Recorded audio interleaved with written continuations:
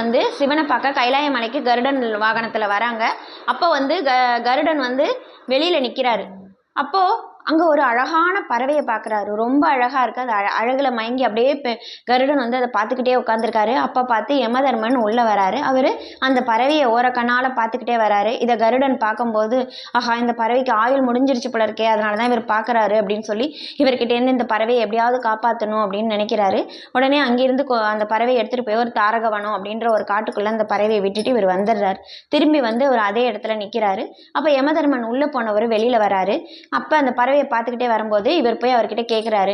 கருடன் போய் கேட்கிறாரு, என்ன வேணும், என்ன பார்த்துக்கிட்டே வரீங்க அப்படின்னு கேட்கும்போது, இங்க ஒரு பறவை இருந்ததே, அதோட ஆயுள் முடிஞ்சிருச்சு, என்னையோட ஒரு கருநாகத்தால தாரகவனத்துல இருக்கிற கருநாகத்தால தான் சாகணும்னு அதுக்கு விதி இருக்கு, அது எப்படி அங்க போகும்னு நினைச்சு பார்த்துக்கிட்டே வந்தேன் அப்படின்னு சொல்றாரு. உடனே இவருக்கு அதிர்ச்சி ஆயிடுச்சு. அந்த பறவையோட வினை பயன் பாருங்க.